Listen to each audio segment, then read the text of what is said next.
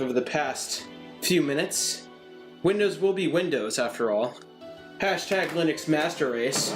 I managed to circumvent all the weird driver problems that was happening. So I'm glad that I managed to circumvent all that. So thank you all for being patient. And away we go.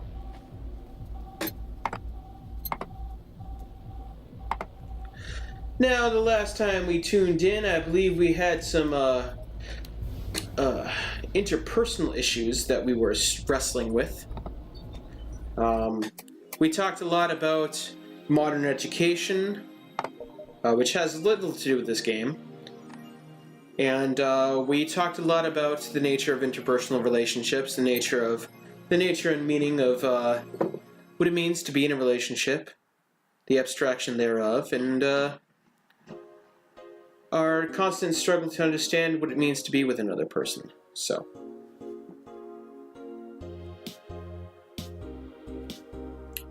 you know, I don't think this batch went bad.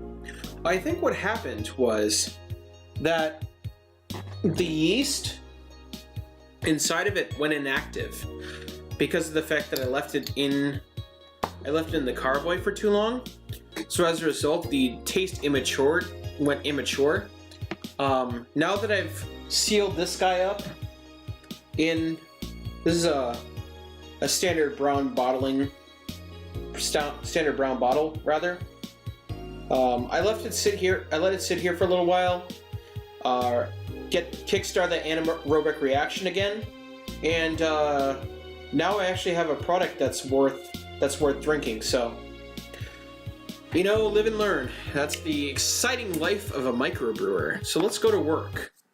As I go to work on this lovely mead that I'm calling as my flagship series, the Three-Eyed Jackal. Hashtag plug-in for a company that doesn't exist yet. That's a very long hashtag. This is a very long hashtag. But then again, Twitter also extended the word count the message count to 280 characters, so I don't feel so bad taking up this many characters. Hashtag this is way more than 280 characters, so good evening. Jill, I told you to come in the nicest clothes you have. You came in your uniform. These are the nicest clothes I have with me. Besides, you and Gil are in your uniforms too. Well, I can't really show up in casual clothing. I'm being monitored. What about the kilt you wore that one time? I'm still surprised that one didn't break the dress code somehow. And you, Gil? I don't have that many clothes to begin with. You people depress me. Well, everything's back there. Everything's in place back there. Ah, Elma's here. Of course she is. She's best girl. No, Dorothy's best girl. I have to. I have my share of waifus in this game. I'm not gonna lie. So they all have to fend for my unconditional affection. Thank you very much. You know, there was a time when people greeted each other before saying stuff like that. Come on, Jill, greet her properly. Welcome to Wait. Man, if that's not a sign you need to ease up in the work, I don't know what is. Shut up, it's become a reflex.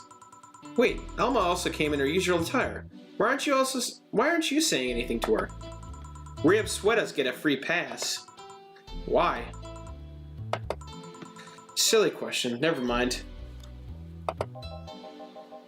Jamie came earlier too. The dogs went to him to get some ice. Don't we have ice? Trying to take it out of the bartending station is a chore, so it's better to buy some outside. Huh. What were you doing back there, Alma? Setting up the food warmer. The what? I bought it 3 days ago. It's amazing. It just looks like a set of wires, but you can create a frame with them. Put the food inside it, press a button, and watch as it warms up the food up just like a microwave. Boy, that makes me nostalgic for a time that will never come, in my lifetime at least. There's this whole thing called what's the word for it? Well, the whole gist is that they take the particles of atoms from the air, and they like configure it in a way that turns into pretty much anything you want. So that's the whole high-minded concept. I used to be a transhumanist back in the day, and transhumanism is very preoccupied with us augmenting ourselves to a point where we reach a set, like basically like a mechanical nirvana, so to speak, where everyone is perpetually happy that high technology has solved all the problems of the human condition, that type of thing. Yeah, I used to be an H+, but, you know, over time I became far more tribalist and naturalist, so, yeah, they were talking about things like atomizers and things, that's the word for it, atomizers, and other high technology concepts like that. So, that being said, that's actually an application here. It's kind of cool. Whoever wrote this is like really astute with like high sci-fi, like those underpinnings of science fiction, and it's really cool. Whoever you are, you're awesome, and you're smart, and I want to hang out with you. Let's get a drink sometime. It's an infomercial bobble, though. Really useful, but tricky to handle at the same time. One wrong move and we'll be out of food for the night. Everything will be scorched in a second. Oh. Hey, what's good, Jordan? Yeah, dude, this game is awesome. Like, anyone that hasn't played this game, like, owes it to themselves. If you guys like fiction, play this game. If you guys like visual novels, play this game. If you guys like good taste, play this game. Like, this game is awesome. It's so good. So you brought infomercial stuff too? Haven't you? It's at the very least a good idea for gifts. Well... Oh! Dynamic entry! I love her. Oh my god, she's my waifu. Finally, at least someone came after me. Is it weird that I've already heard that 3 times in the last hour? Oh, don't be like that. She's not saying out of malice or anything. She just found it funny. You're taking your side now? I love all these dumb nerd references, too. Jealous? You wish. You don't need to fight for me. Or not. I'll go check the microwave wire thingy. I'm starting to get hungry. Great idea. Oh, shit. Alright. Blank. Oh. Oh, hello, Jill.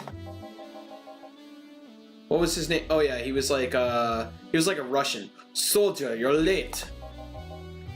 Hey, Jay. See, that's how you greet people. You shut it. I'll go help Al, I'll go help Sweat Pups. Something wrong? She's not good with dogs. Oh. Alright, we all here, so we can start. Yo, Anchorage. Alma.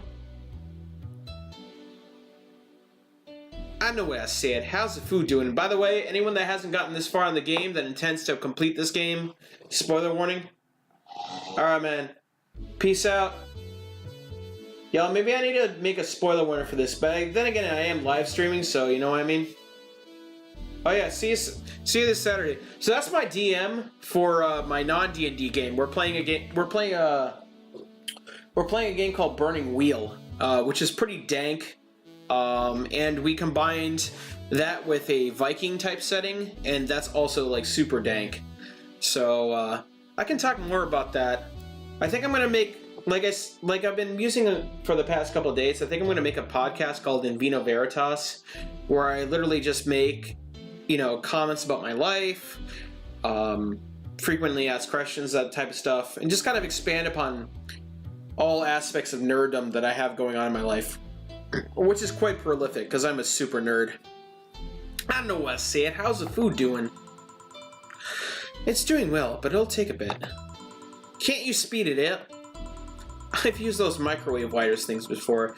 It's either warm nicely but slowly or burn that bitch. So how long? 15 minutes or so. A bell will ring when the time comes. We need to kill some time then. Alright, let's play Truth or Dare. Oh man. That's a great way to pass the time, says no one who's ever drunk ever. Who's ever been drunk ever? What? Oh, pious. Games are for kids. Oh, man. Sure, I'll play. Sounds fun! As long as that much is away from me. That'll make the time pass faster. You'll play. Of course I will. Oh god, what is this? This is some new mechanic shit. Alright then, rules are simple. If you get picked, you pick either Truth or Dare.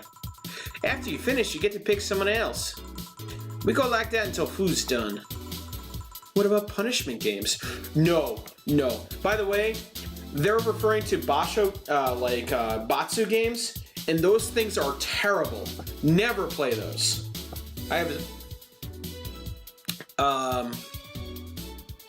I would say I have a story about that, but that's NSFW, and also NSF Stream. So, yeah. I'm not going there. I'm sorry. I'm trying to keep this at a cap that isn't going to be X-rated, so Twitch doesn't ban me. So, those are a hassle. Just issue new questions and challenges until the other person completes. That's it. Jill? Yes? You start. Pick someone. Oh, let's see. Oh my god. I'm gonna go with my waifu Dorothy. Come on. That's not even a contest. You set me up for this shit. It's like, who else am I gonna pick? Well then, Dorothy. Yes. Truth or Dare? Let's go with Truth. Is there anything you have rejected from clients? Those who want to roleplay with mutilation. Huh. I mean, sure, I can take out my limbs, no problem. I have to do that for maintenance every now and again. But I'm not okay with doing it for clients, because first, that leaves me defenseless, which I can't allow by any means. And second, half the time, the roleplay involves a violent scenario. And there are some behaviors I won't reinforce, namely non-consensual violence of any kind. Interesting. Alright then, my turn. You, Sweater Pups. Me? Truth or Dare? Dare. Man, you're brave or stupid. Okay, I want you to say in the most sultry voice you can muster. Admin override. Okay. Admin override. Happy? Yes. Very. Seems you caused some collateral damage here. I don't know what you're talking about. Don't mind me. Seriously, guys? Well, let's see. You, the dog. My name is... Yeah, whatever. I want you to bark. I haven't picked Dare. I said, bark. Bark. I asked you to do it, not to say it. Bark. Barking. This is so stupid. Hey, if I bark, then I'm the king of the bar, because I'm barking. This guy's the stupidest. Oh, man.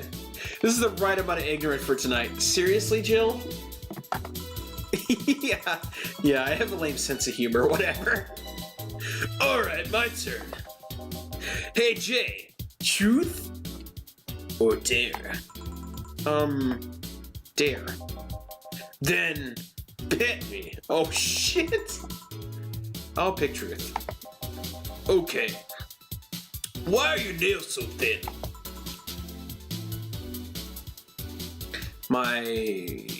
Huh? Your nails! You won't be able to dig with such flimsy nails. All humans have nails like these. Wait, you do? How do you dig? with shovels. You guys are weird. Why are you so reluctant to pet him? Call it a gut feeling. I wonder how long until the food's done. Oh shit, that means I have to pick someone. Oh fuck. Alright. Well, I got low-key feelings for Dana. And Alma, who won't reciprocate, so... I'll go with Dana.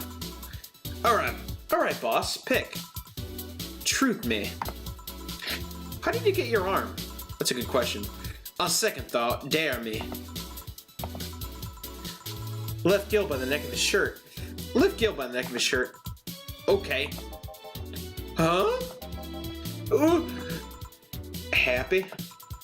I guess. Who cares? I didn't hear about your arm. I do. I care. Alright, Gil. Now I have you in this position. Answer me. I didn't pick. You guys are the worst at truth or dare. You're in no position to pick. Now answer. Did you live in Scotland for 2 years? Scotland? No. I guess that rules out a couple of possibilities. Chief? What? Oh, right. I'm still lifting you. Sorry. And now she apologizes. I guess it's my turn. Hey, Elma. Truth or dare? Well, Elma's popular. Dare. Oh, I have a suggestion. You stay quiet. Fine. How strong are those arms of yours? Oh my god. It's still my muscles underneath them, so not very. Although not having fleshy skin makes things easier. Wait, that's truth, not dare. I just wanted to make sure. You guys are terrible at this game. I dare you to break this nut with your hands. Okay. Well, that was easy. Holy shit, Gil, are you really into that? Huh? Asking a woman to break a nut in her hands and watching her eat it? Does that turn you on? Huh? Wait, is this an actual thing that turns guys on? I need to know for professional reasons. You're a pervert, Gilbert. Gil, wait. That was close this time. My turn then? Alright. Hey Jill, pick. I wish I had a choice to be like truth or dare, but I will. Truth. Okay then. What's your most embarrassing childhood dream? Elaborate? For example, when I was a girl, I wanted to be a professional puzzle master. I guess in a way I accomplished that, but you understand. I wanted to be a ventriloquist. Huh? When I was a child, I liked this show called Lucia's Funhouse. The one with the woman in the house with the talking stuff? Oh, hi, Pee-wee's Playhouse. That one.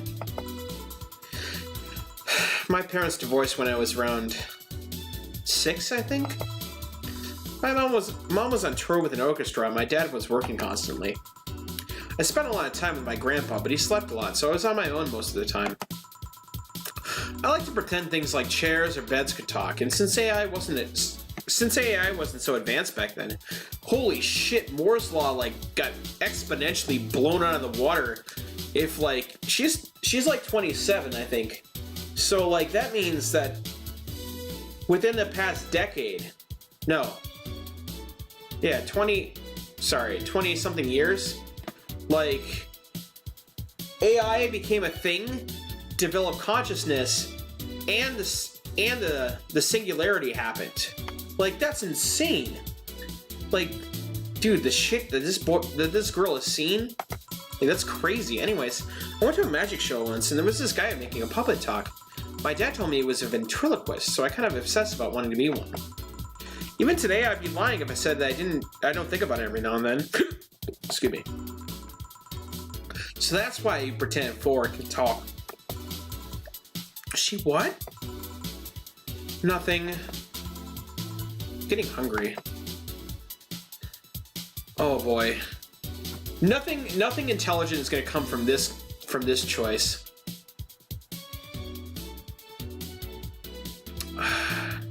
Alma's been picked so many times, and Dana is gonna like clam up every time I try to force her to say truth. Dorothy is indeed best girl, but I think I know a lot about her already. So let's go with Mystery Boy. Well then, Gil, what do you pick? I'll go with Dare. I dare you to heat this bell pepper. Truth. Eat the bell pepper. Eat it. Eat it. Eat it. Eat it. Eat it. Eat it. I'd rather not. Eat it or I'll make your life impossible for next week. Eat it or I'll make your life impossible next week. Ugh. Was that hard? Yes. Anyways, what do you pick, Elma? Oh, he's got a crush on Elma, huh? That's interesting. I didn't know that. I pick Truth. What's the most embarrassing thing that's happened to you while drunk? I almost bought a timeshare in Panama. Huh? What? I was on vacation with my family and family's friends. We went to a hotel where a couple of salesmen tried to coerce us into buying a timeshare. When I was sober, it was obvious bullshit. But then I fell into their trap with a free bar. Were it not for my brother-in-law, I'd be forever doomed to spend 1 week a year in Panama. You could just not go. And lose my money? Forget it. A bail? Food's ready. Finally. Let's go. You guys go ahead. I'll have a quick smoke outside. Careful. Truth or dare, huh? It was fun, I guess. Hey. Hello. A bit late for the hello, don't you think? Want one? You know I don't smoke. True. Are you leaving already? Yeah. Technically, we celebrated Mega Christmas yesterday. But I just got a message that Diana's making a ruckus, so I gotta leave. Good luck with that. Speaking of ruckus, how have you been doing? Fine, I guess. All of this has helped keep my mind off things for a while. Is it weird to feel the absence of someone you had no contact with whatsoever for the last 3 years? Ask Katsuya, or any of the old literature maidens whose spouse went to war types. I mean, even if you had no contact with her, maybe she was constantly on your mind. If you tweak the circumstances, it's not that different from one of you going to a war. I guess. Well, although the circumstances make me not want to, I've got to go. Careful out there. Oh yeah. You should take the chance and spend this time with everyone inside, don't you think? Yeah. She's right. Hey, Jill's back!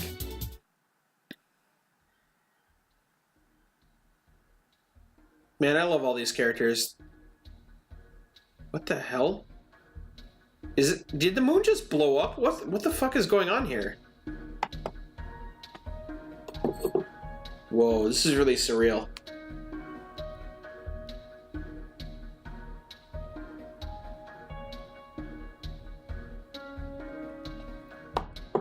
Yeah, this isn't bad. This is salvaged.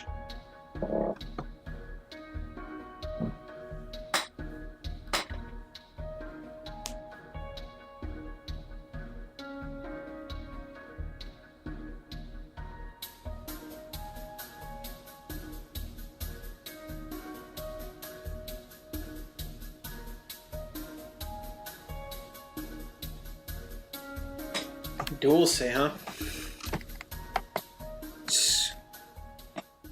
I forget what the previous chapter was called. I'm not sure if there's any, like, continuity within this chapter names. Excellent. I got an achievement. Holy crap. $10,000? Holy shit, dude. How am I supposed to make that?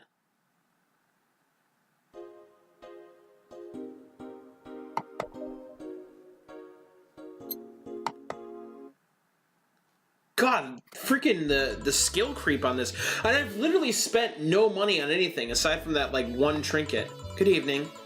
Hey, Gail's in the back and sorting an ingredients shipment, and I got things to do. Dog's in charge. Okay, bye. What? Wait, the dog what? Okay, first order. Pet me. No. Pet me. No. I'm in charge and I want you to pet me.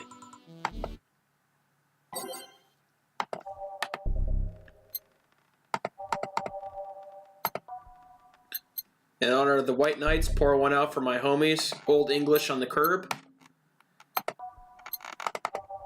I'm gonna reminisce tonight instead of having a snowfall. Because the snow hasn't fallen yet here in Boston. Time to mix drinks and change lives. Hey, Jay. Won't pet you. You'll pet me sooner or later. They always do. Won't. Will. You called? He said will. He said will, not Gil. Ah. Who the hell is Will? Nobody. Don't be rude with poor Will. There's no Will. Do you need me to sock you up then? Shut up. Who? Me or Will? Ugh. You go back to whatever you were doing. Alright. And you stand by. Only if you pet me. Go! The fuck just happened? Oh, this is the throatier version of Gillian, so I need to wet my whistle, so to speak. Well, I intonate with sublime diction.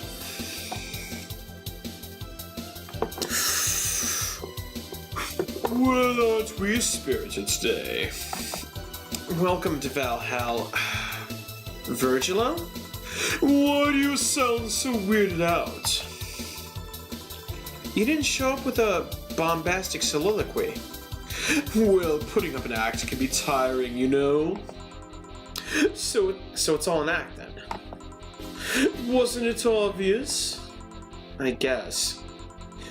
Would you mind getting me a Bleeding Jane? Sure.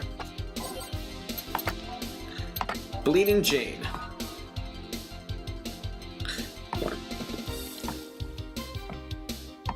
So anyways, how are you all doing tonight? I usually have a fairly quiet stream, and I understand that y'all just kind of enjoying the atmosphere as I regale you in tales of a personal nature. Bleeding Jane. But I thought that tonight we get a little bit more interactive. You know what I mean? I'm still channeling a little bit of the Virgilo. Yes, this is just the thing. So if you guys have any questions you want answered, or anything like that, let me know. I can expound upon that, get this stream really lit and going. So, tired of putting on an act. Care to explain? It's a long story, and I'd honestly rather not talk about it right now. Fair enough. What made you change your mind, though? Well, for one thing, it's just safer for me now. The pompous buffoon act was mostly a way to avoid raising suspicion. Safer? There's a word that's been losing meaning lately. Wait, that was your way of avoiding suspicion? Yes. You do know how weird that sounds, right? It sounds weird. You try not to raise suspicion, but you act in a bombastic manner that screams you're there. And everyone dismisses the fool as a buffoon and moves on. Huh? I mean, you might be right if I were talking about hiding myself. But I'm avoiding certain crowds of people. Yes, my behavior might call everyone's attention, but then everyone just decides I'm harmless and disregards me. And depending on how erratic my actions are, I become harder to read, giving me yet another layer of enigma. Virgilo? Are we the same person? I'm getting a little bit too weirded out right now. Huh. Well, congrats. No offense, but I fell right into your plan. I just dismissed your actions as those of a fool and moved on. You completely fooled me. Thanks. Say, can you give me something spicy? Sure. Something spicy.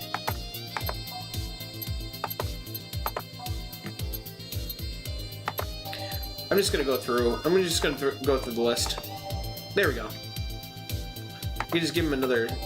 There we go.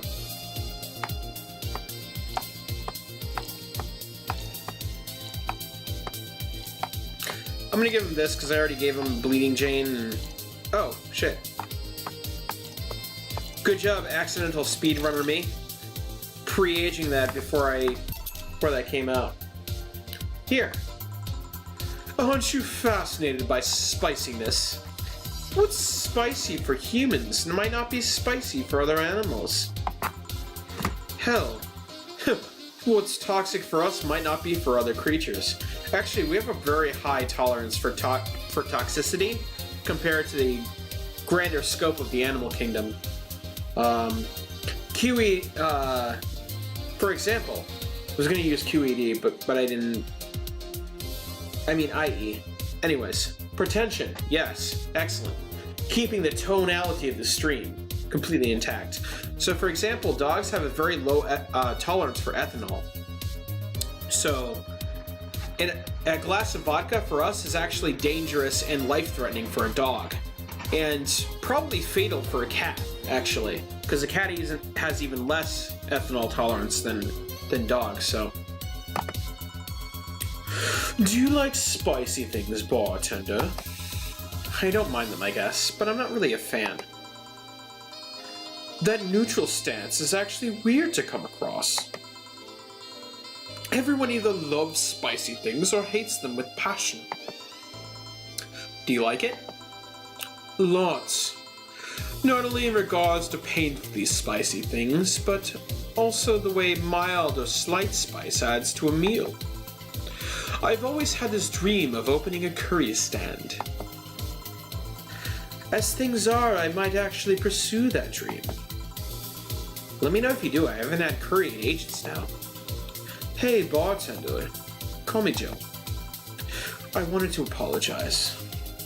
You put up with me all this time without lashing out. I should apologize for my behavior, and thank you for that. Don't worry, I actually feel like I was too rude to you last time you came. Granted, you came at a really bad time, but I should be the one apologizing. You're a client, after all. Well, don't. I'm actually surprised that no one else has violently lashed out at me yet. You're making me curious as to who you really are, though. Is Virgilo even your real name? It might be, and might not. Sometimes I wonder if I'm a magnet for people who hide their identities in sordid pasts. Gil, Jamie, you? Did you say something? Just rambling, pay me no mind. Now that I think about it, how did you find this bar? I was avoiding some chaps and came to this alley. Huh. Again. In my time here, I've heard avoided people and ended up here enough times to make me believe that the original owner built this bar here thinking that about the runaway public. You make me sound like a criminal. You're not. You're not part of that anarchist tribe that caused all sorts of bullshit that ended up causing the White Knights to be disbanded, which I really don't understand because technically they were the primary police force here, so I don't really know who's regulating things. I know they were talking about having a police station, like a police squad somewhere around here, but they seemed like they were taking a secondary role based on the lore that was being built up, so I'm not really sure what's going on. Are you an anarchist? Are you a terrorist? I think you're both of those. So I'm on to you, Virgilo. You're not a mystery to me. I'm deciphering your little enigma code. You're not helping. The expression runaway doesn't just mean people escaping the law, though. We've had people avoiding stalkers or solicitors. I've seen people more shocked by an insistent salesman than this shady figure. Maybe because the salesman is a more active predator? I don't know. A troublesome part of the city right near the shopping district. Let them know there's a bar and they'll come. Sorry. I should stop rambling to myself so much. I don't mind it. Do you think I'm some sort of criminal, though? Like I said, you're not helping. But for all I know, you might be the buffoon I've seen in the other days. In any case, can I get something bitter here? On it. Bitter, huh? By flavor. I'm gonna take the optional alcohol route because I want him to like drink more. Because I don't know how the fuck I'm gonna pay rent. Like, I'm $8,000 away from being where I need to be in rent, so I don't know how the hell I'm gonna get through this. Here, this works. Do you like coffee, Miss Bartender? As weird as it may sound from a smoking bartender, no, I don't. Well, I get it. It's not for everyone. That bandage girl that came in here last time? What about her? I feel like I've met her before. I've been thinking a lot, but I can't put my finger on it. Maybe you need to stop thinking about it. Answers usually come to you when you stop stressing out. You might be right. Well, I leave you for now, bartender. Thanks for everything. Please come again. Welcome to Valhalla. Oh, hello, Mr. Detective. Here we are, another mute person wandering into the bar. I don't know. He's pretty talkative. Anything I can get you? Gut punch. Okay.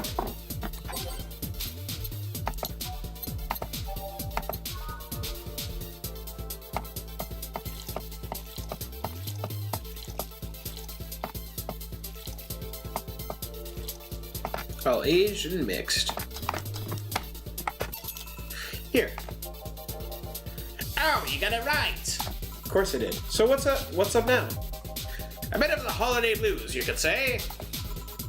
So you celebrate Mega Christmas. Why wouldn't I? You looked more like a Festivus kind of guy. Oh, Festivus. That's a Seinfeld reference. With the tests of strength. And the exchanging of manly tales. Why does everyone keep saying that? Well, Festivus is a celebration going against the capitalist madness that is Mega Christmas. And you know, cheapskate. If you have something to say, say it. I'll refrain. Although now that I think about it, Holiday Blues it's not really tied to a specific celebration. Just a season. A season of consumerist craze. Mega Christmas is just a mockery of what the real Christmas once was. I mean, the season has slowly become enslaved to the corporations over time. Holiday spirit can only be manipulated so much. But then came that turbo male guy. He started a yearly tradition of dressing up like Santa in the ring. Turbo male? That can't be his ring name. It is. Really? Such a tacky name was accepted? His partner was Buster Master. And his rival was Dr. Chris Mask. Chris Max. Tacky names were not a problem. I mean, I knew there was a wrestler that dressed like Santa every year. I also knew that the guy became insanely popular and the stunt got out of control. And, of course, that's the part everyone sings about. Santa became Nega Santa thanks to the Redmond family. Nega Santa sees the error of his ways and becomes the mighty Mega Santa, renaming the holiday Mega Christmas. This is the most ridiculous backstory ever. And then every company jumped on the bandwagon and Christmas was Mega Christmas before anyone noticed. So you're telling me that the guy who somehow managed to rename the holiday went by the rig name Turbo Mail? Yep. That makes the whole holiday sound like a joke. The holiday is a joke. And you're telling me you don't celebrate Festivus? No, I don't. Do you know what kind of people celebrate Festivus? The kind that's so lame and bland that they can only talk about how they're better because they celebrate Festivus. Like those jerks who only eat Nuke and think they're better than everyone else. I see. Anything else I can get you? Get me a fringe weevil, will you? Sure.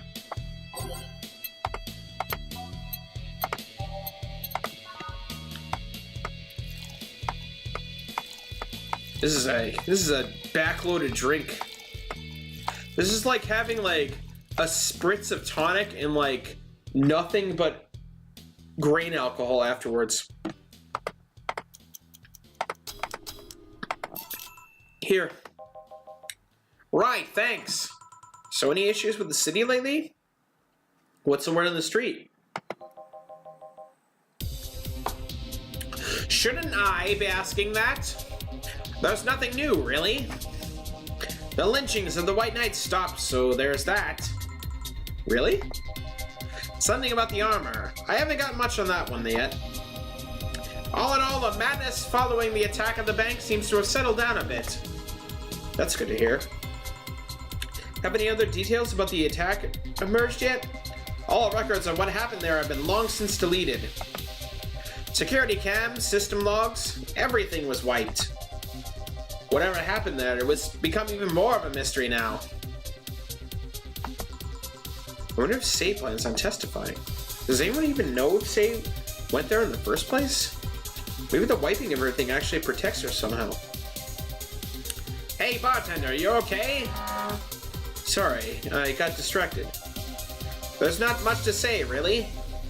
There's the odd silly rumor here and there. Like the vending machine's tasers malfunctioning and applying more strength. Or that writer of the last reign in the world is actually living here as a brain in a jar. But those are the kind of rumors you hear from crackheads. Oh shit, the brain in a jar is actually a novelist? Dude, that's awesome. Crackheads might hold on to that one last piece of info you need, but you also hear crap like that. I see. Anyway, I'm leaving. Happy New Year, bartender! Please come again. He's my favorite voice so far. He's a great voice. Okay then, well, no, wait, she's out. Gil, you there? Yeah, taking a break. Let me know if someone comes in. Man, I love these dumb voices I've made for all these characters. I feel like some of them are spot on and some of them I had to revise. Like Dana was definitely like not even close to being the Valley Girl. Things are pretty quiet outside.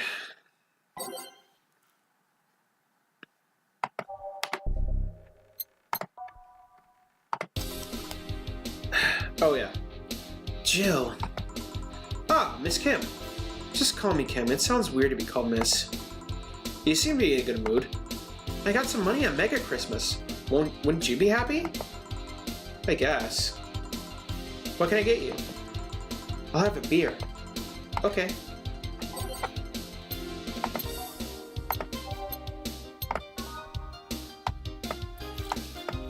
So I stand corrected. I guess she's not the one that's underage. There was one person that was underage that like I couldn't sell any alcoholic drinks to. I still don't know how this makes a beer, but here you go. Thanks. So, how have you been doing? Pretty good, actually. My hair stopped falling out. My appetite is coming back. Wait, you have cancer? Like, what's going on there? I hadn't realized how much the newspaper was weighing on me until I quit. I suddenly stopped feeling defeated. I actually feel like I achieved a victory. Like I got a hold of my own life. Man. Not one to make shameless plugs, but for those of you that like your alcohol and really appreciate a unique experience when it comes to drinking, try some of my mead. That is a thing I'll be selling soon. Microbrewing is my new passion. And potentially my new source of profit. Like I got a hold of my own life. So nice to hear. Oh yeah, I'll start bartender training in January too. Huh, really? Yeah, I did some research and it sounded cool. BTC gives you many benefits, so it sounds like a good thing to do for the time being.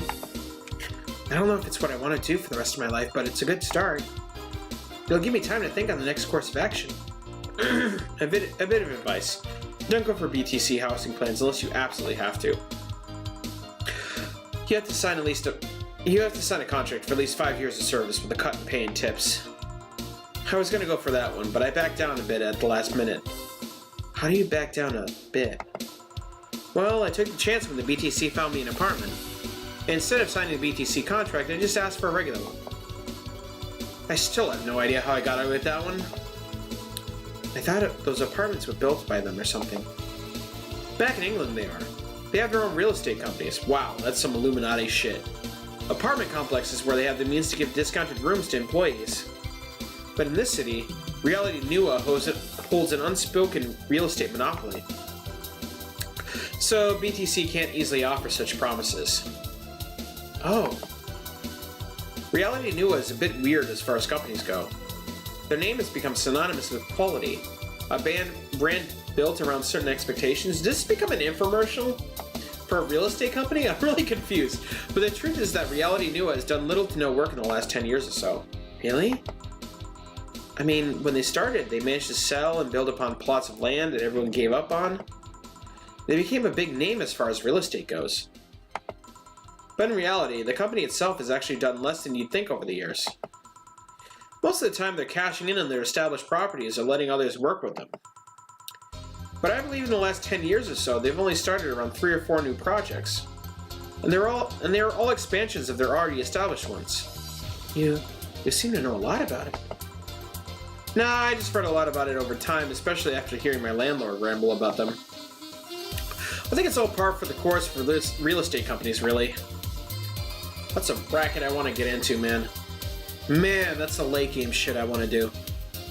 Like, being a landlord and like renting out properties and stuff like that. That's the real money.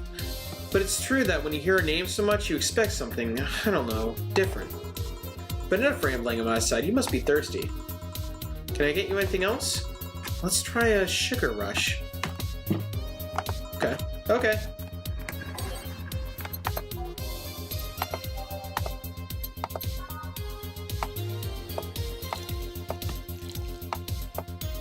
Oops. I saw that Bronson extract I accidentally poured in.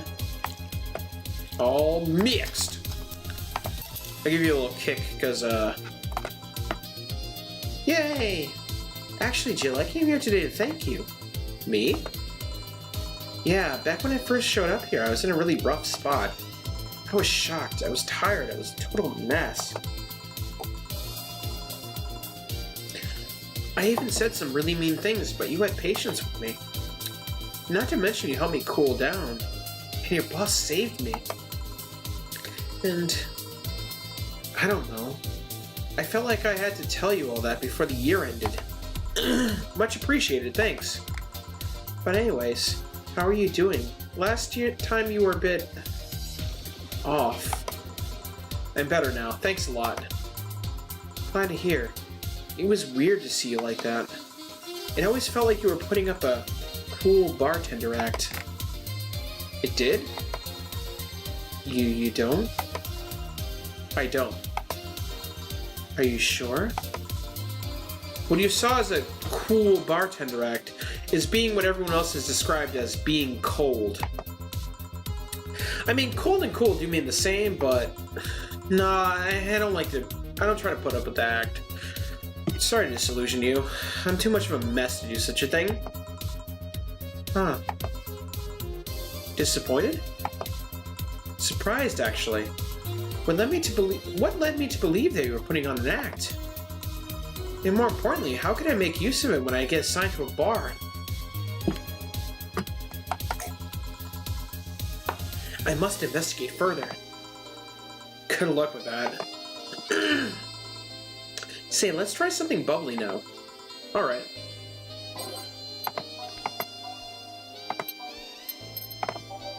That's interesting. I wouldn't consider a bubbly drink a flavor as opposed to a type. But you're the boss, game. All aged and mixed. Here. Thanks. Hey, Jill, I'm gonna need some ice. Hi, boss. Boss? Oh, I know you. Thank you. Hey, nice to see you fine. More than fine. I'm alive. I'm here. I avoided my biggest mistake in life thanks to your timely intervention. I don't know what came over me, but I just felt like everyone was shouting. I couldn't stop the shouting, so I just felt like, thank you!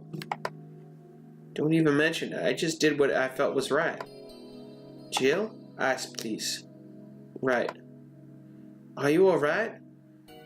Did you seek help? I know a couple people that could help you. Don't worry. I'm perfectly fine. I've gone to a therapist a couple of times, but he says I'm okay. Something came over me, but you intervened, and I don't know what to say. You already said thank you. Seeing that you're fine is more than enough for me. I should have come to thank you earlier. I owed you that at least. Don't worry. Just go down and be happy. You have a second chance, so use it as best you can. I will. I'll be leaving. Happy New Year, Jill. Thank you again. Please come again. So, a couple of weeks ago, I read some news about a woman saving a suicidal girl, catching her midair. Would you know something about that, boss? Maybe. Maybe not. Whoever it was probably just did it because it was the right thing to do. Feeling lonely? That voice. Oh shit! It's my girl. I did actually miss her. Hey Joe, long time no see. Really long time. Seriously, it's felt like it's been over a year since I last saw you. I was planning on visiting you last week, but things were pretty heavy back then. So I just waited in the background until the tension wore off a bit. Arthur Joe, I'm talking about you here. If I ignore her, she'll leave. I'm not an unfathomable sense of dread. You can't just ignore me, you know? Julianne Stingray, I'm talking to you. What a godlike name. That name is amazing. Calm down. Don't fall for her taunts. How did she know my full name, though? I thought your full name was Julianne Natalie Stingray. Or did you legally remove the Natalie? Never mind that. Is she reading my thoughts? Yeah, I mean, they're kind of written in the middle of the screen. Hard not to see them, actually. Alright, that's it. I'm going crazy. That's such a self-centered way to see the world. You assume that you're crazy because you can't accept that this world could be weirder than you think. This world's amazing because of the things you just can't explain. And just because only you experience something doesn't mean it's a lie that you're crazy. I mean, just look at ASMR. Oh my god. No, I'm pretty sure that's what a crazy person would say in this scenario. You acknowledged me. Shit. That's good. I'm not serving you anything. What? Why? Last time you came, I had to clean the drinks since I served you off the floor. Don't be like that. The drinks were also paid for with my money. I don't even know how you did it, but that set any and all plans I had for the rest of the week off balance. I was gonna buy some curry with the money I had to put up for those drinks. Dog duty gone. I know we have slow days, but for God's sake, you okay? You look angry. I'm fine. Good job out there. I'm back. Oh, boss, what happened? Meeting cut short. At least I drank the the bottles. Are you okay? You look distraught. I'm fine. So they can't really see you. I mean, you're right in front of them. And you're wearing jeans under a skirt. Why? Just why? To annoy people, of course. Is that a new trend? What does she think she's doing? Everyone feels like it's not quite right. Everyone thinks they should call you out. But they can't bring themselves to do it because it's not that wrong. There are things like spats, after all. My bestie has a thing about spats, and I'm not gonna go into that because one does not kiss and tell. Especially when it has nothing to do with you at all. So it's just very oddly coincidental that was brought up. It's uncannily right, not all that wrong, and they can't stop staring. Not like anyone other than me could see it though. They could see it if they want to. Jill, you're making an awful lot of faces there. You okay? Yeah, just remembering stuff. Man, I miss not being crazy. Boss, I'm leaving early today. And you stay here. Who stays where? Crap, did I just... You have to be the first person I've met who mixes the inner and outer voice. I thought I saw one of those dogs near the counter. Sorry. Oh, okay. Can I leave a bit earlier today? Sure, thanks for taking care of the fort. What about me? You haven't left yet. I'll thank you when you leave. It's not what I... Whatever.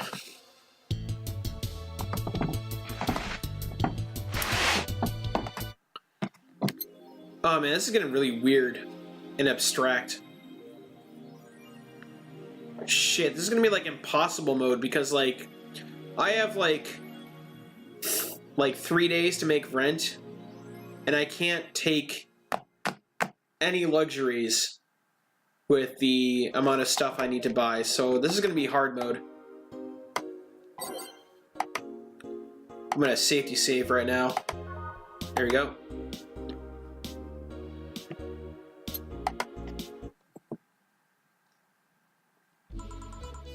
That's kind of cute that we now have perspective on why 4 has an actual voice when they're chit-chatting.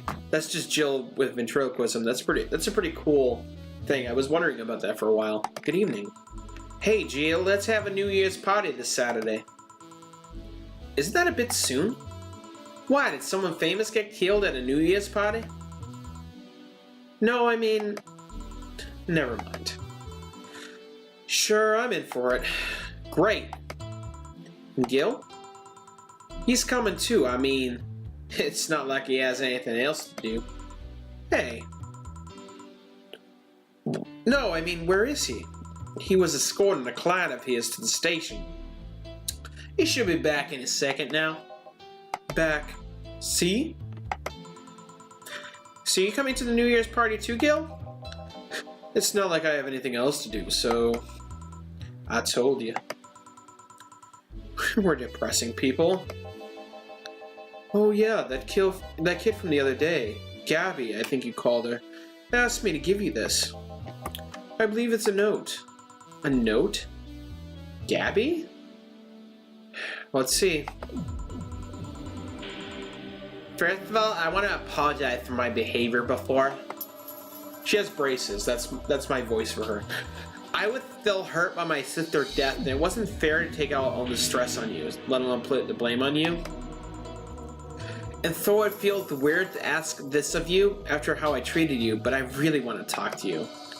I want to catch up, to chat for a while, to do what you were doing with me before I lashed out.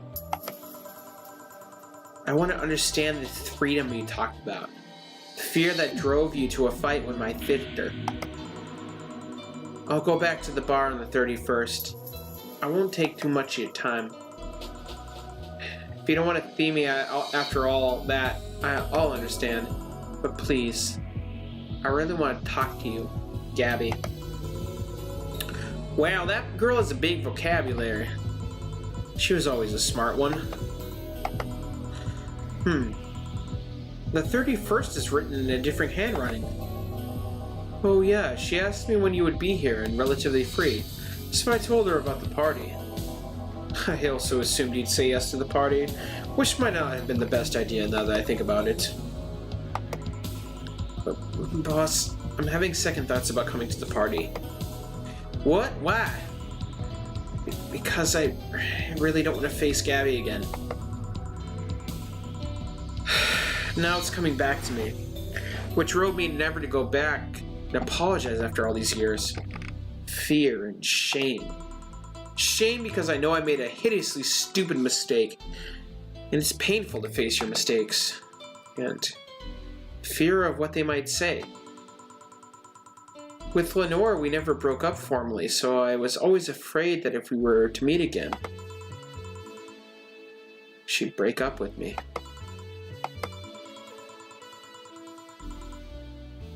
And I don't want Gabby to tell me that she hates me to my face. Lenore was in the right to break up with me, and Gabby is in the right to hate me. But I don't want her to. Maybe if I never see her again, she'll never tell me that, and... Jill, you idiot! Huh? You're thinking backwards. Didn't the letter say she wanted to understand you? If you bail out on this, she will hate you. Not only that, but you're getting a new chance here. Do you want to live the rest of your life run away from another memory? Didn't you just say to Armitage that you hated feeling like that? Armitage? Titty hacker. Almost right. I don't know what happened when you fought with that girl's sister, but now you have a chance to make amends. And not only that, you have us watching your back. So I want you to think about this. One day of fear or a lifetime filled with regret? Which one do you pick? Yeah, you're right. I hated feeling like that. I won't run away this time. Good, because I would have gone to your apartment and dragged you out of there if need be. Hey, boss?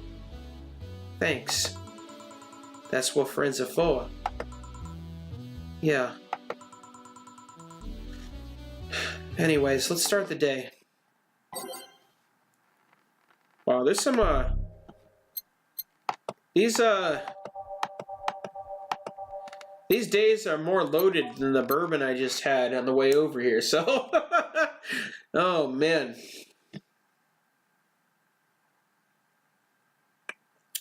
He says we're taking a nice sip of that honey booze.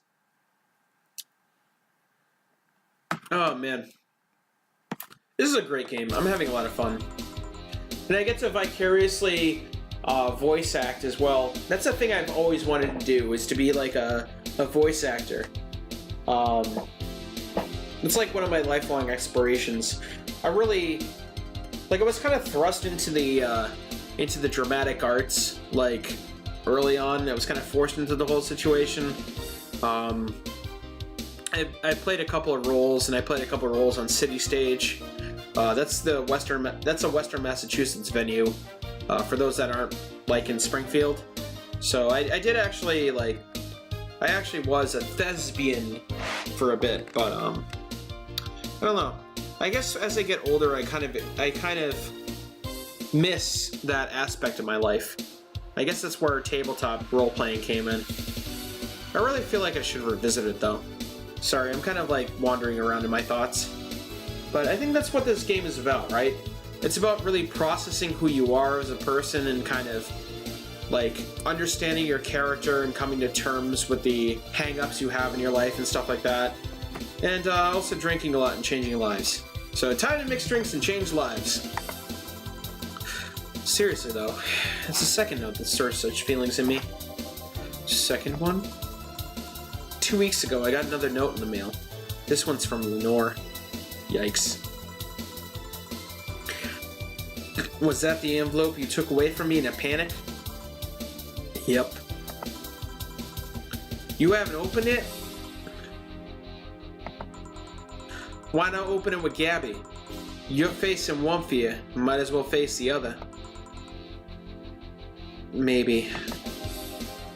Don't push her, Chief. I'm not. I just know she's capable of doing all that. Aw. I'll go secure stuff for the party. Call me if you need anything. Keep it up, Jill. Thanks. Ah, yes! Happy holidays. Someone's happy. We held a party for the staff and the children. You should have seen the faces of the kids receiving gifts. Nabbing that Santa suit in the last minute the other day was totally worth it. Santa dresses seem to have been popular this year. I heard they were sold out in most places.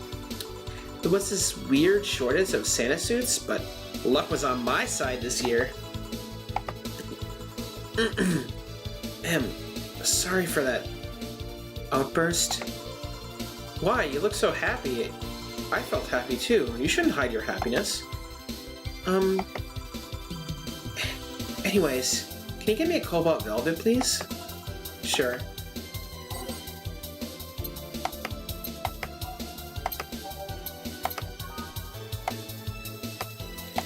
Oh, man.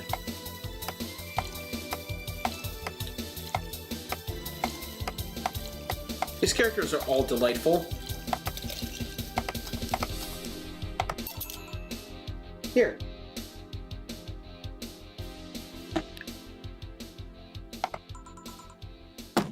Let's see what we can talk about tonight. I feel like there's a number of topics I could talk about tonight. It all kind of depends on where you guys want to go tonight. Thanks. Are you meeting with Say today? She should be here in a bit. She told me she wanted a drink here, and since I was coming here too... Sadly, I can't stay for long. I have some errands to run. How has she been lately? She's better. Her wounds have been healing quite nicely. I feel like she stopped scratching at her bandages so often. What about her eye? Eye?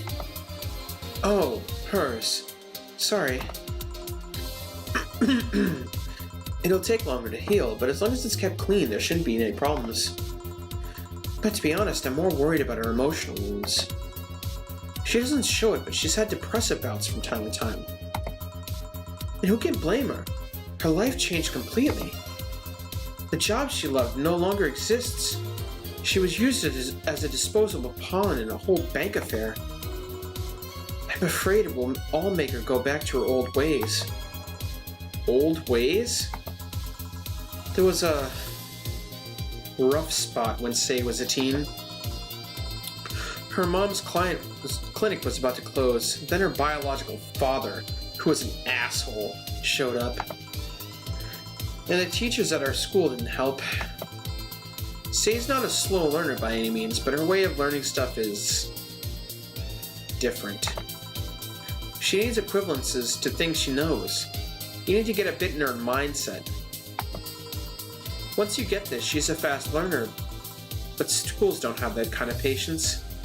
I had that soapbox yesterday about how primary education is a huge waste of time in the modern world. If you guys want to hear that rant, see the previous VOD, which is now uploaded on YouTube. Cheap plug! Double thumbs! They basically branded her a failure. She even dropped out. I would have suggested a special course somewhere else, but that would have offended her. She's always been against being labeled as special or different. Anyway, Sei was a totally different person during that period.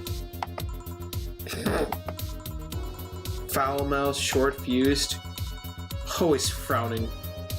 The total opposite of how she is nowadays. From time to time, I see that old look cross her face, and it scares me. You're comparing her to her teen self, though. People mature. Maybe she'll show signs from time to time, but I bet Sei knows better than to go back to that. I hope so. Give me something cold and sweet, will you? Sure.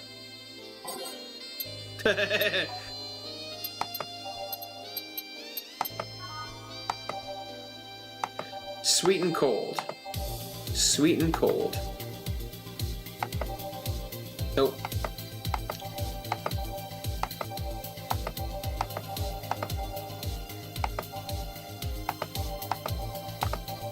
Actually, I gotta go by flavor.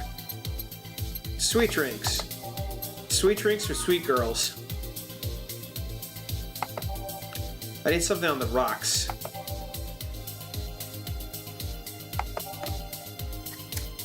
Wait, what? There it is.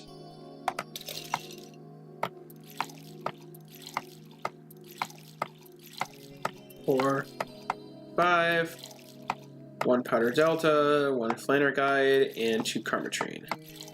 All on the rocks and blended, so mix the shit out of this.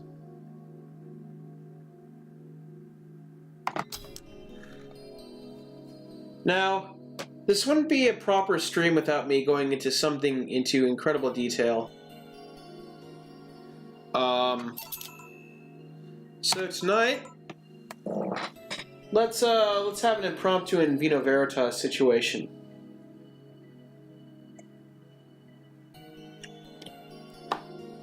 What am I thinking about tonight? Well, when I was at the bar previously this evening, thanks. I was thinking about the nature of writer's block and the creative process as a whole, and how we have a great dissonance between what we want to do and what we need to do from a creative perspective. And what I mean by that is there's a...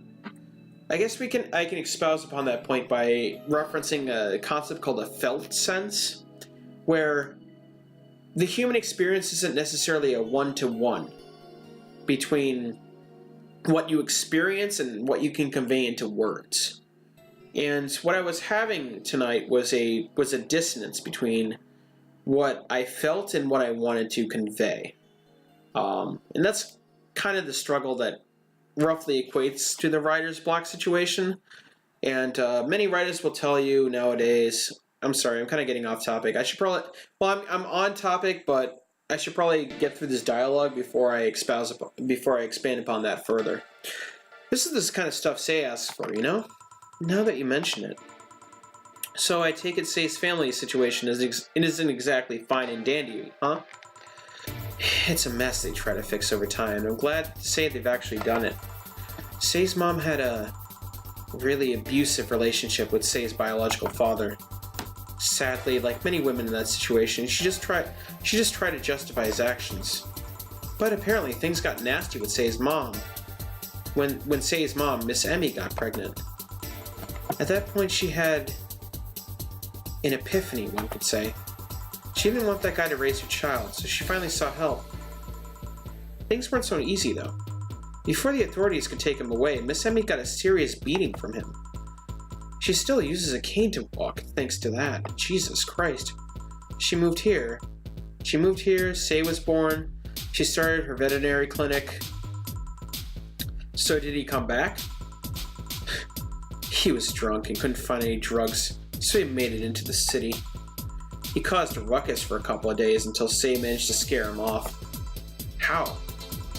She beat him to near death. 3 times.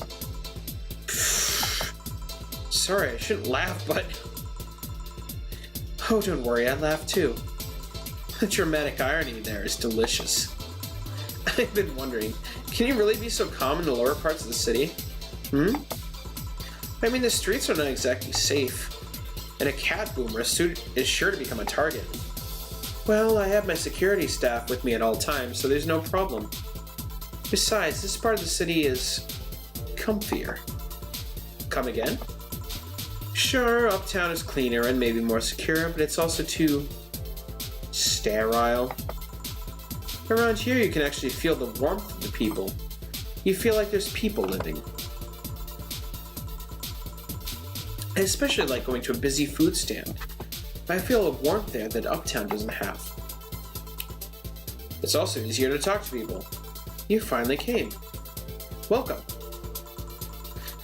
If you try to talk to someone in the upper part of the city, they either shrug you off or they flat out ignore you. People around here are a bit wary, but they're also more likely to talk to you. Not that things aren't nice here, though. Can I get you something? I feel like having a beer. Take that too. But I just want one. I'm asking for one for me, adding one to your order. Oh, that, right. So yeah, anyways, we were talking about the I wouldn't say cognitive dissonance, but a dissonance between what you want to make and what, you know, your mental state and what you actually want to make.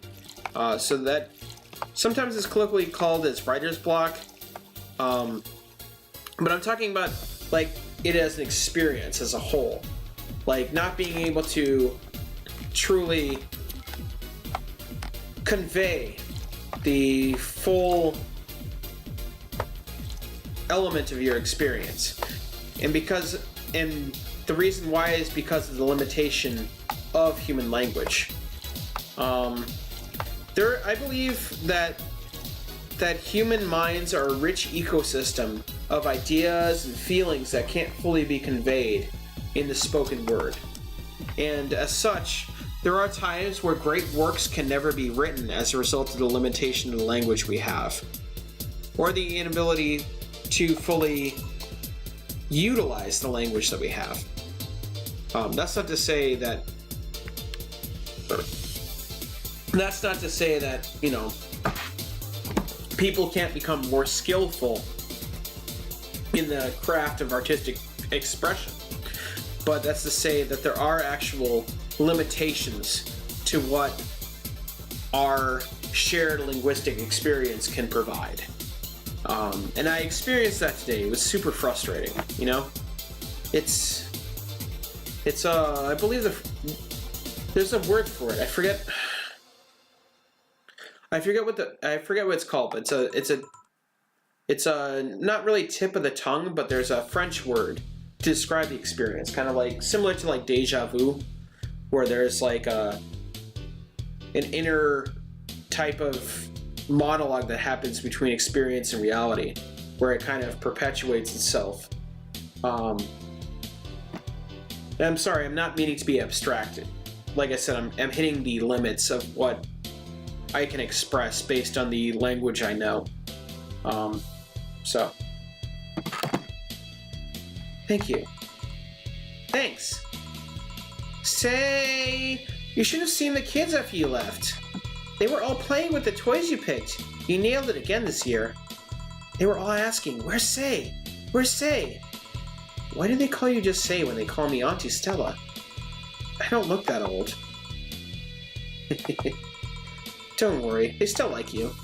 Sorry I had to leave, but Mom worked overtime last night and I couldn't leave her alone. What happened? Well, there were fireworks and some dog thought it'd be safe to hide in a jar. The little guy managed to get his head on a paw inside before getting stuck. And it was plastic, so they couldn't try to break it. That's messy. She needed someone to hold the dog while she worked. I'm actually looking up that term right now because it's really bothering me and I'm not going to be able to go to bed tonight without knowing what that is. But there is a term for it. Poor fellow was scared.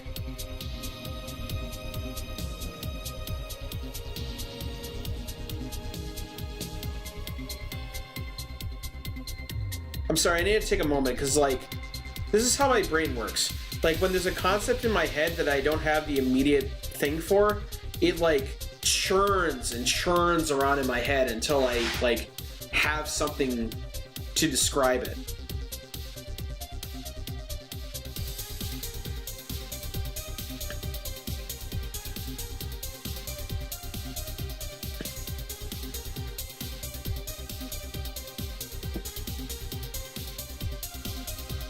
Jamais vu. That's it. Jamais vu. Thank you. Oh, thank you, Google. All right, now I can sleep. Yeah, so jamais vu is the term to describe the never seen, the phenomenon of experiencing a situation where one can really recognize something in some fashion, yet remains kind of unfamiliar, and there's that kind of disconnect between what you want to say about the experience and what you can actually give in language. Jamais vu, thank you so much. Oh my god, that was bothering the shit out of me. Poor fellow was scared. Well, I'm out. Oh yeah. We'll have a New Year's party this Saturday if you want to come. Sure, it's better than depressing myself with my dad's woes about the next physical year. I'll be here. Bye, Jill. Bye, Say. Careful. Please come again. You want to come too? I'd love to. I'd also make up for not coming last time. How was the party? Pretty nice. We played Truth or Dare. Had some fun, broke some glasses, ate lots and lots of food. Seriously, looking back, the amount of food was ridiculous compared to the number of people who were here. Better leftovers than left hanging, don't you think? Yeah. Can I get you something? Let's try something classy. Okay. The 30. Classy. Classy drinks for a classy lass. You get a mercury blast, because I never serve these. 2, 3. Yeah, but my old English teacher was super about the felt sense, and romanticizing the struggle between the disconnect between language and experience. And he was always about, like, trying to have that that collective experience to try to break that layer to get to higher aspects of understanding. Mr. Trimmer was a really fucking cool guy. Really smart man too. Way more intelligent than a middle school teacher should be. He definitely deserved to be a professor with tenure somewhere. But he chose that life, and I thank him for it, because I really enjoyed being in his English class. It really changed my life for the better. So, if you're out there, Mr. Trimmer, and you just happen to listen to this stream where I'm half drunkenly stumbling through a cyberpunk bartender visual novel simulation, I just want to say, thanks, dude. You really inspired me, and cheers. Something classy. Yep, this is the thing. Stella came in quite cheery about Sunday. This Sunday? Oh yeah. Well, you know, her birthday is actually the 25th. Really? There's a weird story from when she was a kid. She heard Mega Santa's story, and somehow she got it into her head that being born on the 25th, she was a spiritual reincarnation of the original Santa. And made her start giving out gifts like crazy. She got over it, but the gifting stuck to her. Spiritual reincarnation? Well, the story says the Redmond family destroyed Santa's spirit. What the fuck is this dank-ass lore for Christmas? And that Mega Santa was reborn as a manifestation of the Christmas spirit. What the fuck? We got some, like, Dark Souls dank lore going on here for freaking Christmas. This is nuts. She thought she was the original. She thought she was the old Santa spirit in a new body. That girl was delusional as a kid. Huh. Speaking of the things you did when you were young, Stella mentioned she was worried about you going back to your old ways. Something about a rough period where you were angry or something. Oh, that. It's sweet that she's worried. But I wouldn't go back to those old days just like that, though. Even if I face the same situation, I'm more mature, you know? I'm not a teen anymore. I expected as much, told her as much. Hey, can you get me something bubbly? Sure. Going by flavor, because somehow bubbly is a flavor. I give people frothy water because no one else is going to buy these things otherwise. All aged and mixed. Here. Bubbly, bubbly. Hey Jill, this may seem a bit random, but do you remember the first time I came here? Yeah, you're the second white knight I've served. I remember. Why? Precisely because of that. I've been meaning to ask you about that story. How was your other experience with the White Knight? If I had to put it simply, the total opposite of you. Oh? She came here as part of her work, looking for some information on some case. I went through the motions, offering her a drink and all that, but she came only for her job. At first I thought she was just another private eye, but she showed me her badge and all. What kind of case was it? I wouldn't know. She never told me, but she asked if I saw some people. She got pretty intense when I told her I had no idea who she was talking about.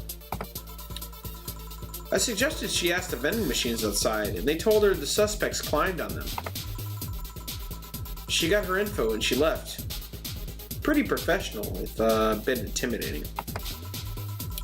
She seemed personally invested in the case, though.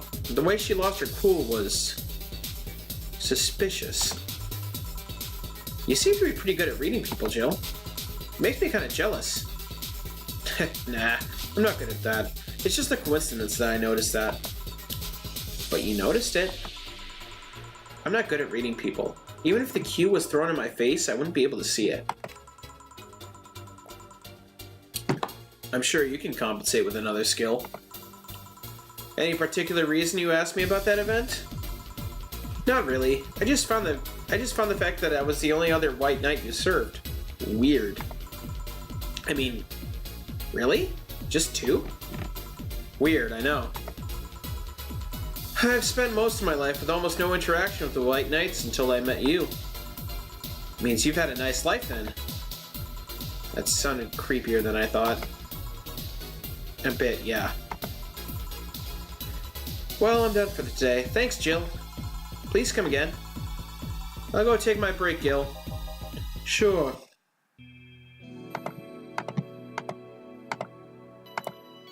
Saving it, saving it, saving it. I'm gonna go until about 9. This is 10. This is a mega stream for you guys. Also, because I promised a couple of people that I would keep this going until they came back. I wonder if I left food for 4A. Or 4. I don't know why I keep saying 4A. Neon light glows. We get rid of this. Well, I'm going to keep Where Do I Go From Here, because that's like the anthem for my life. That got a little too real. But that's what we're about here. We're about keeping it real here. Okay, I'm here. Dorothy? You won't get through the bar anytime soon. You can stop walking. Ah, honey.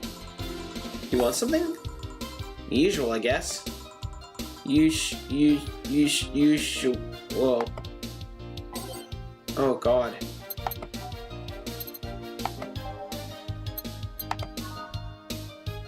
She's a Piano Man type of person, if I remember correctly.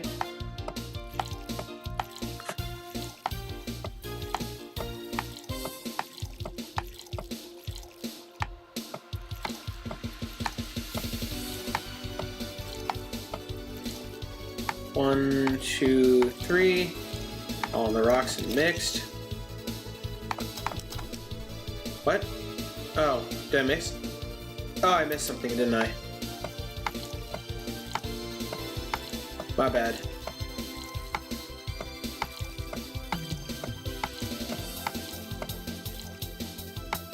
Standard guide. 4 and 5. 3 Karmatrine. I'm just making sure I got the... because there's a lot of shit that goes into this. 3 Karmatrine. Oh, I aged it by accident. That's why. Here you go. Ugh, this is bad. Bad. But why? Okay, you're freaking me out. What's up with you? Hey, honey, how do you know it's real? How so? Oh my god.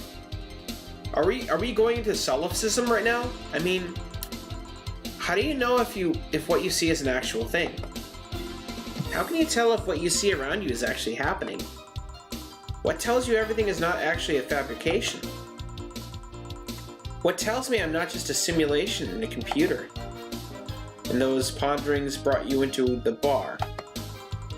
What? Oh, I'm in the bar. Am I? Dorothy? So you're having a solipsistic crisis of sorts. What? Solipsism, the theory that the self is the only thing that can be known to exist. See? That's another thing right there, that word. Solipsism. What does that even mean? Where the hell did it come from? Oh, you're having a bout of semantic satiation as well, huh? Yikes, dude. Well, solace means alone, and ipsi means self. Yes, but how did it come to be? Do you expect me to believe that a lot of people just randomly decided to make noises? And decide, hey, let's make this noise mean this? Well, yeah, that's what human language is called. It doesn't even make sense. Words don't even make sense. Yeah, you're having semantic satiation problems as well. I've been repeating words for a long time and they stop making sense. Why? Calm down. That's just semantic satiation. There we go. Stop making up words, honey. No, that's the thing, Dorothy. Come on. And then there's this counter. How can I be sure that the counter is really here? It is. Please stop tapping it. Hold on, just making sure. I don't even know what you want. What are you? A piano woman? I don't know.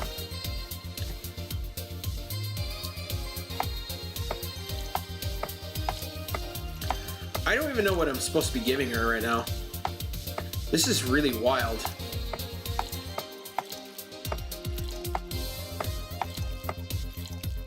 I'm literally just taking a shot at the dark right now.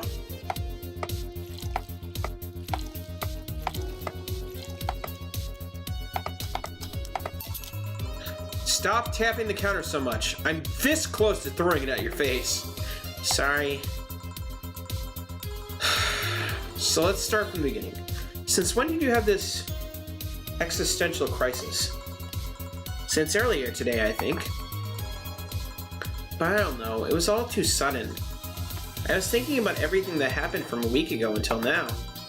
How much fun I was having, how much I loved everyone around me. Aww. Then out of nowhere, the thoughts started piling up in my mind. What is love? What is fun? Are those feelings real? Is all of that real? Am I real? What tells me I'm actually in a body? What if I'm just some computer somewhere thinking it has a body? What if I'm just a human girl in a comatose dream? What tells me that you're real? Huh? For all I know, I might just be a figment of someone's imagination. Or even just an AI simulation of some computer that thinks it's human. Wow, I didn't know you were going to have an in-depth conversation about solipsism. Yikes. I've been there, Dorothy. That existential doubt and crisis, that uncertainty about whether or not things are real. It was a couple of months only, but I remember having panic attacks and scratching my arm to feel something. But the panic attacks gave me a rush of adrenaline, so I just couldn't feel the scratch and the fear got worse. What did you do to get over it? Oddly enough, I read a book. The Last Rain in the World, one of my favorites. At one point I cried with the book and realized I was crying over fake things, a story and its characters. I didn't care less from them because they were fake. Why not think of reality like that too? Even if I am a figment of someone's imagination, I'd still care about you. Oh, that's what I told myself, at least. It wasn't immediate, but that focus helped me. Oh, these people are... Oh my god, I love these characters. Heh, I like it. Hey, can I take this drink? I made it for you. Thanks. Okay, then. What? Dorothy's the best. Whew. Why did you throw it on your head? To feel something you made. Oh, that's oddly adorable. God, I love you, Dorothy. You're the best. And it burns and itches a bit. I'll get you a towel. Delivery for Dana. Oh, I've been here before. Oh, Mr. Mario. Okay. Mr. Mario, welcome back. I have a delivery for Dana Zane. Who's that? She's my boss. I'll get it for her. Right, sign here, please. It's a big package. I wonder what's inside. You should open it. If it's something perishable, maybe it'll need to be refrigerated. Let's see. It's a wiener. A really big wiener. Hey, honey. Hmm? The big package had a big wiener inside. It's stupid. You're stupid. What will your boss do with such a thing? I don't know how she'll cook it. Perhaps she'll chop it? Honey, it seems the wiener is too big to eat correctly. Stop. So stupid.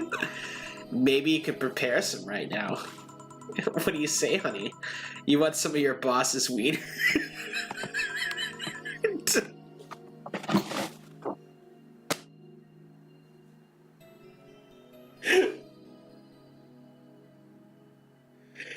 Oh my god, where can I buy the Dorothy Figma? I need her to be a permanent fixture in my life. She's the best. Seriously, Jill? She's the one making the jokes, and you're the one trying not to laugh too hard at them. Anyway, we all know if we dare cook this without her permission, she'll hang us upside down. She'll hang me upside down. She's the best. Oh my god, she's the best. Hey, Jacket Boy, what's your name? I'm Mario. Come on, Mario. I'll buy you a drink. You might have another delivery, you know? This is the last one, actually. I accept your offer. I'll have, sunshine... sorry, what? I think he said sunshine cloud. Did not. A Mars blast. And you? I'm fine.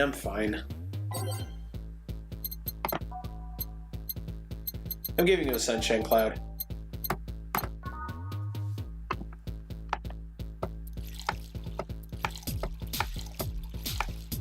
Let's just on the rocks and blend it.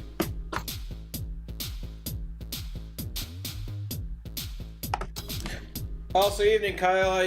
How you doing? Here. This is not what It totally is. Hey, call me Dorothy. You can also call me Darling for the right amount. Yeah, Dorothy, why did you buy me a drink? Just to let you know, I don't swing that way. What way? Lillian? I'm a man's man. I like men, alright? Okay? Not that there's anything wrong with liking women, but... Oh, don't worry. I wasn't hitting on you. I was thanking you. Thanking me? Your package here. Let me see Honey here laughing like an idiot. It's easier than you think. That made me happy, and I don't know. It fit with what she was telling me earlier. I'm more calm than when I entered. Glad to help, I guess. Well, duty calls. I'm doing pretty good, actually. Bye, Mario. Bye, John. Bye, honey. Enjoy your big wiener. Out with you? She seems like a nice girl. I don't mean for it to sound like that. I get it. I get it. I get it. Don't worry. You like guys. It's clear. Speaking of, you like motorcycles, don't you? I do, yeah. Have you been to the motor district? I spent all my free time in the motor district, actually. Why? Is it true what they say about all the illegal races going on there? You're not a cop, are you? As far as I can remember, no. Well, I mean, there are legal races, but there is also a semi-legal league going on there. Semi-legal? The authorities acknowledge that there's races going on. They don't know what goes on in them, however. Modified engines, casualties, substance abuse. The illegal ones end up being safer in the end. Huh. Yeah, he's so Canada, it's killing me. Have you ever heard about a biker called Christine Love? Miss Love, of course. Everyone knows who she is. What about her? Is her gang as dangerous as they say?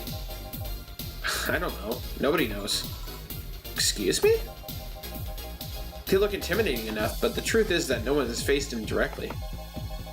Moreover, no one wants to be the one that gets beaten to a pulp if they turn out to be what they seem. So our gang is just... there. Menacingly doing their own thing, not bothering anyone.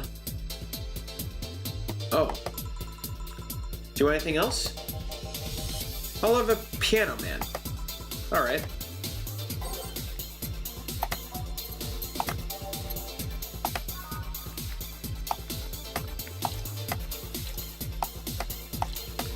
Yeah, I'm doing really good. Like, in light of everything that's going on in my life, I've learned to kind of accept things with a certain level of abstraction. Jobs come and go. I'd say that failure and success aren't solidified things. They're kind of a fluid state of mind. You know what I mean? Sometimes you have your ups, your downs, all that good stuff. So, here. Yeah, this is nice. This will sound weird, but... do you believe in replibots? Replibots? There's the belief that some Lilium out there are designed to perfectly replicate a particular human. He's a they're talking about replicants. That's awesome. Blade. That someone or something replaces those human with such Lilium. Thus they call them replibots. Okay, so it's a mixture of replicants and Cylons from Battlestar Galactica. So, someone... Yo, whoever wrote this, like seriously, we talked about that before. We need to grab a drink sometime, you know? You and I are on the same wavelength. I feel like I think we're missing each other in our lives. Yeah. That's what I'm saying. It's a wavelength. Like a sine wave, you know what I mean? That's how life is. You know a lot about this. I don't. It's in most magazines nowadays. What's the first time I heard of it? What about it? On my way here, I almost ran over my neighbor. He just showed up in the middle of the street. And I say almost because he moved really quickly out of the way. Then I went to deliver a package and somehow my neighbor was there almost immediately after the whole thing. And he was there the whole time. Maybe it was someone that looks like him. He had the same looks, clothes, and mannerisms. Trust me. You know a perfect replica when you see one. And you saw the kid Lilium here. They could easily pass off as humans. There are even Lilium Ida singers nowadays whose voices can pass off as human. They could be passing off as humans under our own noses, replacing us little by little. At this point in time, I really doubt it. Lilium behavior is a bit different. You can easily tell if someone's a Lilium because they seem... How do I put this? They don't care about risk and danger as much as we do. They treat risks with a lot more leniency. Still, be careful. Keep an eye out for those uncanny doppelgangers. I'm leaving. Thanks for everything. Please come again. What's your take on the Replibot thing? Do you believe them?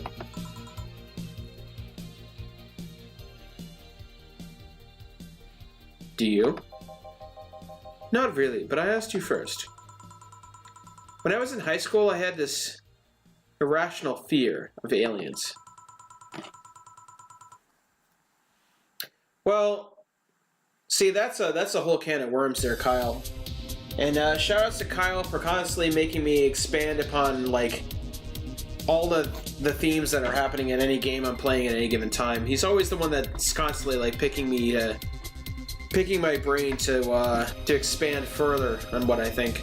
So, yeah, like I was discussing previously before, I used to be a transhumanist in the sense that I believed that the singularity was the ultimate goal for us to kind of transcend our organic bodies and kind of like reach a new golden age where we kind of like become a symbiote of ourselves and also like idealized perfected versions of ourselves through like mechanical engineering and nanobots, all that shit. And that whole thing where that's that question of how much human can you take away and still be considered human? You know what I mean? The whole aspect of like cyborgs, like when do they stop being cyborgs and start becoming robots? Like how much of the human experience needs to be, you know, contingent upon the organic nature of our being before we stop being a person. You know what I mean? Like, is it the brain that makes us a human being? That type of thing. And the question is, there's an uncanny valley that comes from this whole thing, where we essentially become so processed and engineered that there'll come a time where it becomes kind of uncanny valley, where we have that gut knee-jerk response to us as a species looking at each other and going, you're way too human and I don't like this. Like, you're way beyond my expectations and beliefs of what constitutes a human being. And there's a very visceral response to that, and actually my DM and I were talking about that as an analog. I'll talk a little bit more about that. Actually, no, let's talk a little bit more about that now. I'm sorry, I'm kind of like pausing the dialogue to kind of expand upon this, but this is a pretty interesting topic, and I hope you guys are interested in this as well. If not, I apologize for and I ask you to kind of indulge me on this whole aspect. So we were talking about, my DM and I, for Dungeons and Dragons, we're talking about the whole concept of like Homo sapiens coming on the scene with Neanderthals, and he believes that the whole nature of the uncanny valley and how we have come to like being naturally repelled by things that are more human than human comes from the fact that we have this adverse knee-jerk response, like a primal instinct, to eliminate things that are too similar to us because we feel threatened that they're going to take our space in the universe. And he believed that at the time, Neanderthals were being mixed with Homo sapiens during the time. Well, I believe they were like Cro-Magnons at the time, but they were like that kind of interbreeding, and it created like a sense of an uncanny valley where people realized somehow in like a visceral type of thing, that they were becoming too dissimilar, and they were losing their sense of identity as a result of this interbreeding. So that prompted a mass genocide of the Neanderthals. And I'd say, when we reach that convergence point, who's to say that we won't have that immediate knee-jerk visceral response that we hypothetically had during the times of the Neanderthals, and do that to cyborgs, kind of like Mankind Divided. That recent game from that recent installment of Deus Ex actually expands upon that kind of idea, and logically, is it a bad thing? Not really, because we're just because you can argue from a perspective that we're taking the imperfect elements of nature and we're making them better. We have the capacity as a species to make ourselves more, to improve upon the things that already exist in, that make us who we are. But at the same time, there's that element of what is lost as a result of it. So it's a very interesting dichotomy, and it becomes kind of a narrow tightrope of like, what are we willing to accept as the standard for a human being going forward into the future? And yeah, I don't really have an answer for that, but I was paranoid that they would come. What would I learn? I remember I lost lots of sleep because of it. That doesn't answer my question. Let me finish. After many months of fear, I reached a conclusion that might as well apply here. It's useless to be afraid. I'm but a simple woman. I wouldn't be able to do shit against them. Yeah, I haven't actually played it. I did kind of like Human Revolution. I believe it was a little bit too pigeonholed in its approach, but it was pretty good. Yeah. Yeah, that's the whole argument. That's the naturalist argument to the nature of the singularity and the automation age and the robotics age, where we become cybernetic and we start in what is left, Like you said it best, like that quilt that it's me, when I eventually reach a point where I've replaced every bit of threading in my patchwork, who's to say that I'm still me? But then again, I can also argue the same thing with like brain uploading and consciousness uploading, that whole aspect of like that thing that Soma approaches as a game analog.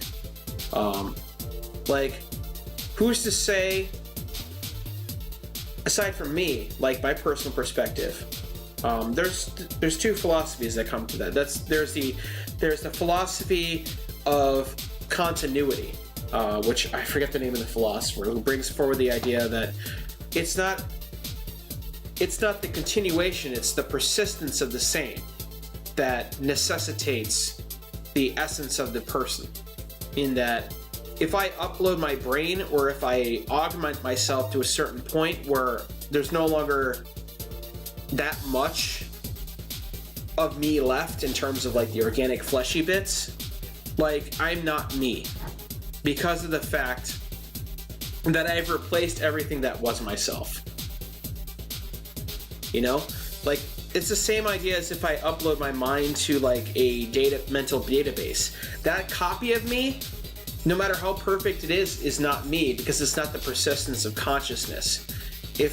Likewise, if I do the same to myself, where I replace my organic brain with the cybernetic brain, that's not me anymore, because the consciousness in me has not persisted. So that's the other side of the argument. The patchwork quilt that Kyle brought up. So I'd rather live without being afraid. I'm gonna get too far into this topic, and this is a really cool and interesting topic, and I'll save the devil's advocate standpoint to when I'm mixing drinks again, because I want to move this story along. Yeah, persistence of consciousness. Yeah, I forgot the actual term that this guy used. Yeah, no worries, because that's what we're here for. I'm here To quote Tyrion Lannister, I drink and I know things. That's what I do. Because the memory of not being afraid will be my only solace when the nebulae crabs invade. I mean, when the Reprobots come. Jill, are you still afraid of aliens? What part of it's useless to be afraid didn't you catch? Right. Back. Did anything happen? I discovered I have the sense of humor of an 8-year-old. Did anything new happen? Hey! They brought you a package. Ah yes, my curated wiener. It's a gift from my folks. It was delayed in customs, but here it is. You guys want some of it?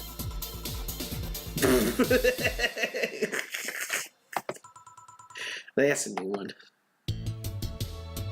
Oh good, this is a good convergence point. So, devil's advocate side of things is, how is the observer situation, right? Where it's the whole, how can you tell that you're the standard of your own consciousness, right? Because the nature of perception is imperfect, right? You mean, look at your hands, right? You see them, you observe them, you see them as an extension of your being, that type of thing. But at the same time, how do you know that what you feel is real? Now we're going a little bit solipsistic for a minute to bring this point home, and this is kind of going to be kind of a logical stopping point for this whole thing. So this is some food for thought to take away. A little Chinese food takeout bag for you to take home with you as I close the stream for tonight. But anyways, that whole thing is based on your tautological understanding that you exist because you exist, right? Like, you're asserting the fact of your own existence to be the standard upon your own existence. And what I mean by that is that you're an imperfect observer asserting the fact that you exist. How do you know that? You don't have any other empirical outside evidence aside from the summation of your sentences, right? The summation of your assertions that you are in fact real. The only other means you have to determine the qualia for your consciousness is what other people can tell you about it, based on their sense of empirical evidence of their senses, which are indeed imperfect unto themselves. But granted, for the sake of this thought experiment, you're an imperfect observer. You're an unreliable narrator for your own existence. So, that being said, we can bring this one step further and say, when you upload your consciousness to the Google server that will eventually like persist and exist beyond your death, like, who's to say that that's not you? Aside from you, because the persistence of consciousness asserting that you're you, because no one else would be able to tell the difference if it's a perfect one-to-one copy. So there's that other aspect of that argument where it's like, if you abstract yourself from the situation and you acknowledge that the collection of your experience and your personality might be something that's completely outside of your control and outside of your ability to perceive, then yes, that aspect of your consciousness that's uploaded to some database somewhere could essentially be a perfect copy of you. And your consciousness still exists within the universe. Same thing for when you change pieces of yourself to make yourself like the super cyborg of the future, and you eventually replace the parts that compromise your inner life, your actual organic brain. If people can't, the argument goes, if people can't notice any differentiation between your present self and the future self that comprises your cyber brain and all that stuff, then essentially The observable universe hasn't lost anything at all. You're still you, in some capacity. So anyways, I hope you guys enjoy that, and I hope that doesn't keep you up at night. I'm going to save this right now. Thank you all for subscribing to my feed. I've seen that I got a couple of extra followers now. That means I feel like I'm doing a good job. Providing an entertaining and unique experience for you guys, so I appreciate that. I'm going to keep moving forward in the future, giving you the content that you guys want and crave. But for now, I'm going to call it for tonight. Thank you all as usual. Yeah. Right. Yeah. Yeah. Exactly. That's my point, Kyle. But like I said, those are the two. I know I bastardized the argument. There's a lot more robustness to the arguments that I wasn't able to capture within like a 5-minute span. But I hope you guys got the gist of it. God, I wish I could offer you a philosopher right now. I'm like totally blanking on his name. It's a pretty modern philosopher. I believe he came from like the 50s to the 60s. When he was talking about this. Shit. I'm gonna have to like look it up, because I'm totally blanking on his name. And the counter argument, I'm blanking on their name too, so anyways, really annoying. I'm gonna have to research it before I go to bed, because that's the type of person I am. Alright guys, for real, thank you all. And this is me signing out for tonight.